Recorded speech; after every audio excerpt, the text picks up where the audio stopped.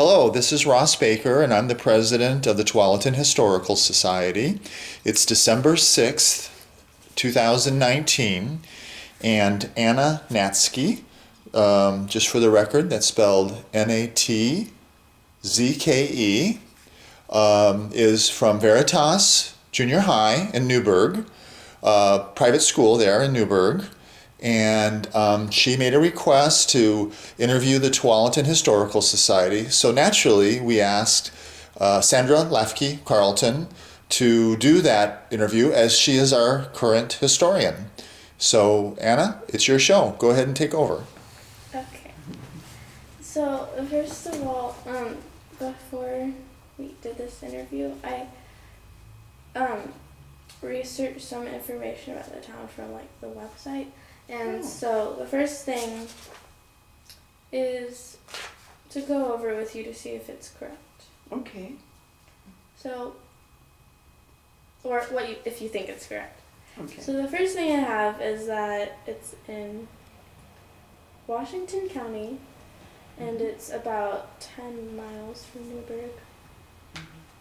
And so the motto is, what I found for the motto is dedicated to quality service for our citizens. And I wasn't sure, it wasn't very clear whether or not that was a motto, but that's what it seemed like. Okay, yes, I Okay. believe it is. Okay. And the area is 8.232 square miles. That sounds right. I don't know for sure, but. And the population is about 27,478. Yes. Okay. And then for the origin of the name of the town, I had that it was named by John Sweet after the Tualatin River. I think so. I think that's one of the ideas. I'm not sure we know for sure, but the first people here, the native people, was a tribe called Tualatins. So some people think maybe it was sort of a version of the Tualatin name, but I'm not sure if the river was named Tualatin first or the town. That's probably that's a good guess, a good bet that it was named after the river. Because I would think it would be first named. Okay. And for the circumstances of the founding, I had John Sweet, and that he was from the east of the United States. Mm-hmm. And for why he founded it, I had it's near the railroad, but I'm not sure if that's a complete answer. Okay. I think when he first moved here, and that was in the early 1850s, I'm not sure the railroads were here then. I think they came a few years later, but that might have been a reason why he was for incorporating the town. Because the railroads became very important in transportation, transporting crops, materials. Okay. Then,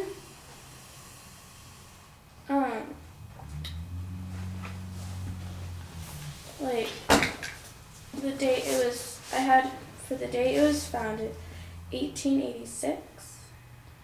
And then. Well, by 1886, there were quite a few immigrants from the East Coast, families who came to homestead. The town was incorporated as a city in 1913. Yeah, I had two separate dates for those. Okay. 1886 were founded and then incorporated in 1913. Okay. That's probably right, because founding a town might mean something different from incorporating as a city. And I'm not too sure about that. But I know that there were quite a few families here by 1886. Okay. So, And then for the how it made its money at first, I have Sawmill. yes, that was one of the first businesses, was a sawmill. And I think that was when people were settling here to stay. They had donation land claims, and so they probably needed lumber to build their houses. And so the sawmill was one of the first businesses, and maybe the first. There was also a brick yard pretty early on. But I think it was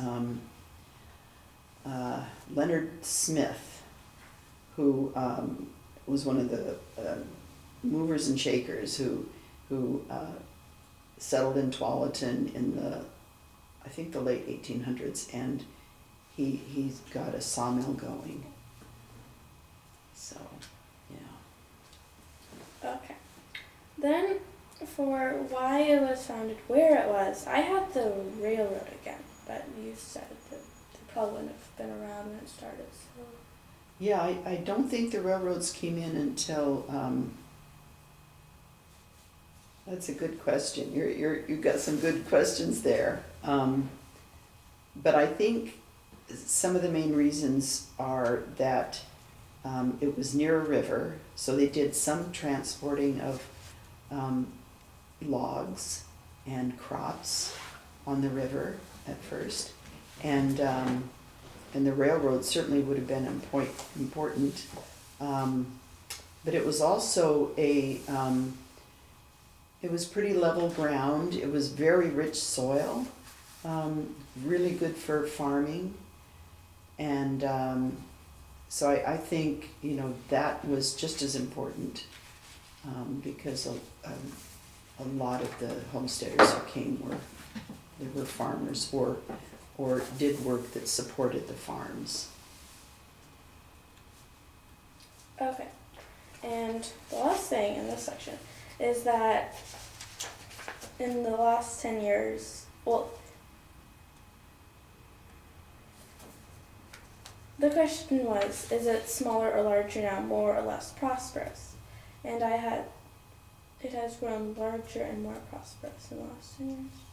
I would think so, Okay. yeah.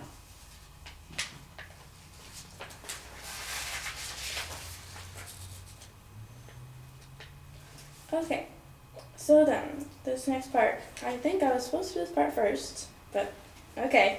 The first thing is, what is your full name? Sandra Lafky Carlson. And Lafky is spelled Lafky. That was my family name. And then, what is your connection with the town? I grew up here. My grandparents moved here in 1928 and purchased a 60-acre farm just off of Boone's Ferry Road. And so my dad grew up here, and then I wasn't born here, but we moved here. My dad was in World War II in the Army, and when he came back, and he brought my mother and my brother and me, and we moved here to Tualatin to be close to his family. And so I grew up in the 1950s and here in Tualatin. Okay, so how long have you lived here? Actually, I only lived here about 10 or 11 years.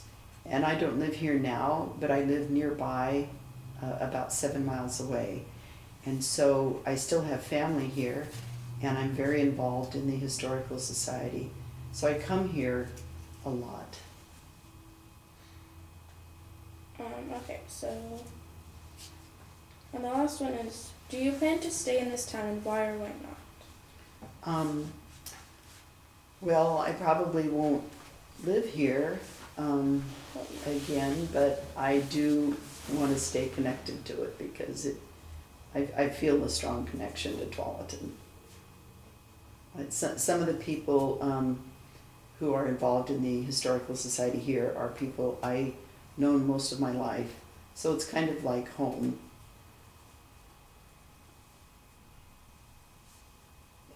Okay, thank you. And then the next one, these are the questions that I emailed to you about. Mm-hmm. So,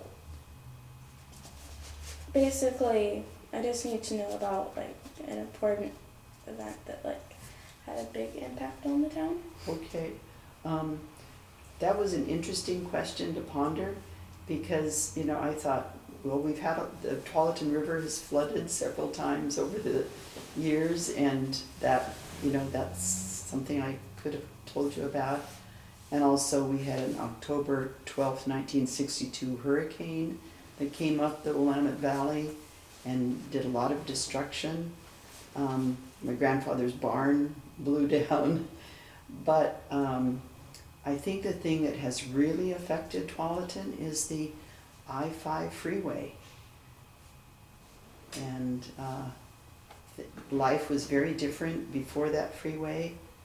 That was, I think they started building the section through Tualatin in about maybe 1955, and they finished the total freeway by about 10 years later, and it really changed Tualatin.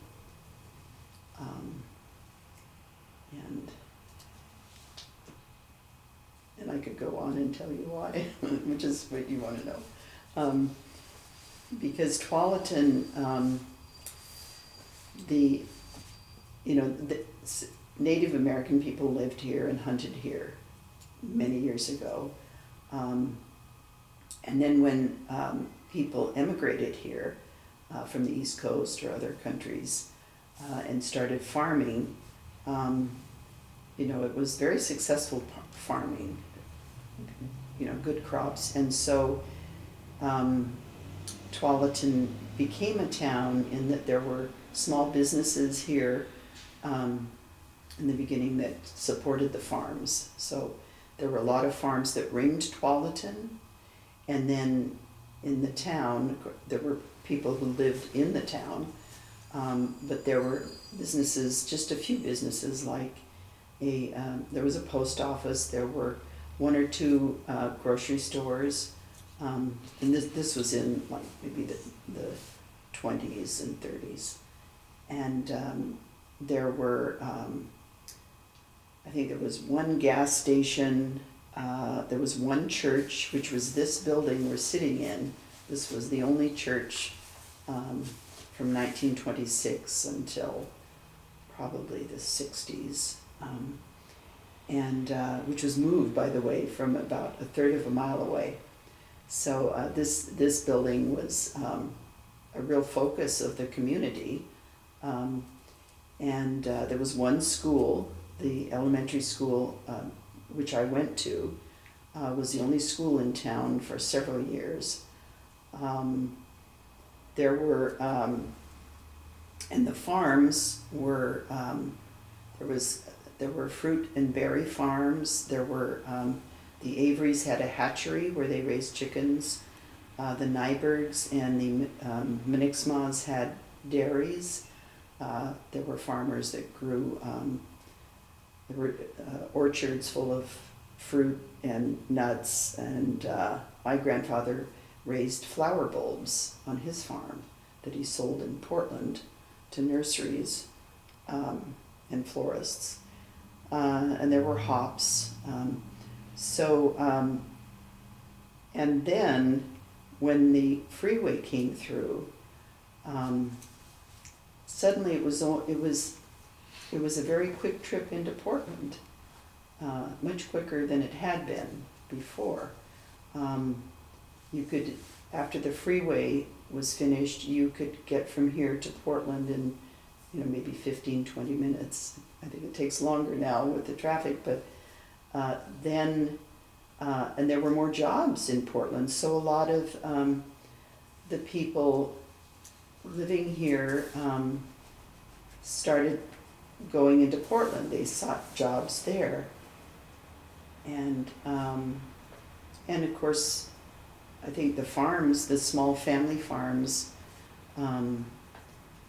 dwindled because probably there was competition by that time from great big corporate farms, and then a lot of the younger generation didn't want to work on a farm anymore. They wanted to go to the city and maybe get a job that paid more or was easier in some ways. So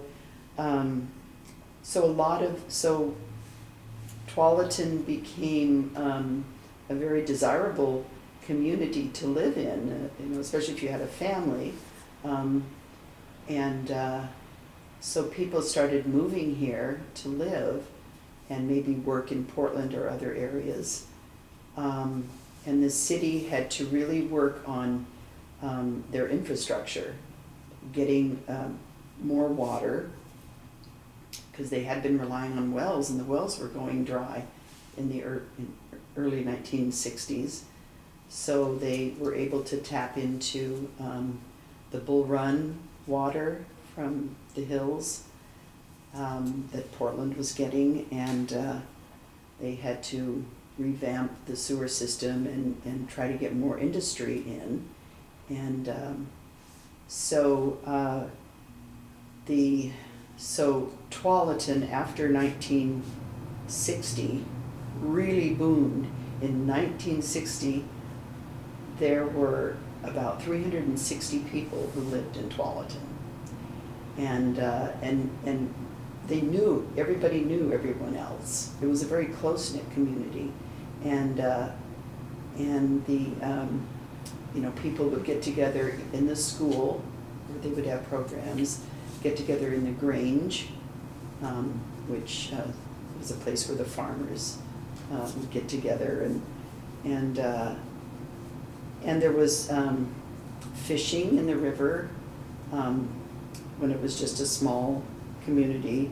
Lots of fishing, catching little trout and crawfish, and swimming in the river. And then in the summer times, the kids would help harvest the crops, pick the strawberries and the beans, and or the iris bulbs, which is what I had to do. But after that freeway, and after the city really started to boom, then that was a huge change, and you can see now that there are big businesses in Tualatin, big chain stores, and so in some ways that was good. People they didn't have to go so far to buy what they needed or wanted, but then that meant that some of the small businesses that were family run couldn't afford the rent. Of course, the rents went up, and but more schools were built. I think now we have 3 or 4 elementary schools and a high school. Tualatin didn't even have a high school for several decades, but we have a high school and I think a junior high, and and we have, there are about at least 10 parks, beautiful parks where, that people love to use. But I think it's kind of hard to catch crawfish and fish in the rivers. And people, they canoe and they boat on the river, on the Tualatin River, but there's not so much swimming anymore. And so I think, and the congestion, the traffic congestion, because it is, there's so many people living here now and people traveling through that, I think that's one thing that most people don't like dealing with, is the traffic. So that's what I think the freeway, when the freeway came through, it really changed Tualatin. In some ways for better, in some ways not so much. So, were there any like specific, well, maybe not specific people, but like characters involved in like the building of the freeway or what happened? I know that it was I guess the Department of Transportation in Oregon that made the freeway. And I don't remember, who specifically who was involved and the names. But I know that, when the freeway came through, of course, it went through farms, it went through properties. There were probably homes that people had to move out of. I think most of the people were compensated, were given money for their property, for the freeway. Some of them thought it wasn't enough, but, and I know at the freeway, the interchange with Nyberg Road and the I-5 freeway went through the Nyberg farm. And so they had to move, they chose to move their house out of the way. They just had to move it, I think, a few yards, but they wanted to save it. It was a nice big house. But the Nyberg family, they held on to the property, the farm that was on both sides of the freeway, and they still own it today. So the four corners of where Nyberg Road crosses the freeway are still owned by the Nybergs, and so now there's a Nyberg Woods Mall and a Nyberg Rivers Mall. So they're, I think, one of the few farmers who held on to the property. And were there any like businesses or people that like especially profited from this, like the freeway? Probably the Nybergs, because there are a lot of businesses now there at that interchange with the freeway, and I think just businesses that have come to Tualatin because the freeway brings people here, makes it very accessible. So there are a lot of businesses like Fred Meyer and New Seasons and Cabela's, and then Bridgeport Village is actually in Tualatin too. And so I'm sure people, have prospered from that. And we have a hospital too that we've had, I think, since the early 1970s. So, and people can, get jobs here. A lot more jobs here now than there were before 1960. Okay. And I just have 2 more questions. One of them is, what are some things you love about this town? I guess I love it because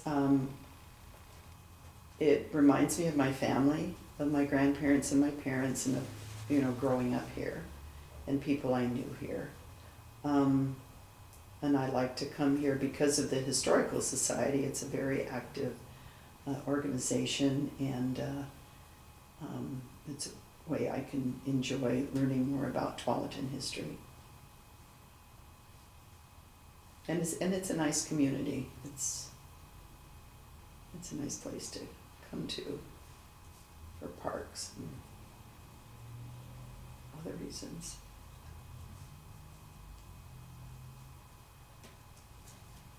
Okay. And my last question is, what are some of the struggles the town is facing currently? Well, I think traffic is a big challenge, and because there's so many people here and who come here.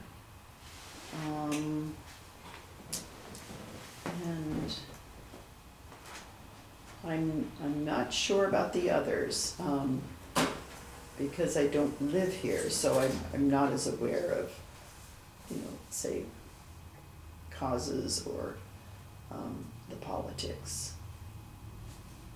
But I'd say the traffic is, that's a big one that they struggle with, and development, I suppose, having enough housing that's affordable for the people who want to live here. Okay. So thank you so So, much. you're welcome. You're welcome. Good questions. Mhm. Wow. What do you do now with the information that you gather? We're going to write a report on the town and present it to our class. Okay. Wow. Do you have to do that before holidays? Yeah. Well, good luck with that. Thank you. Good luck. You're a good interviewer. Thank So. you.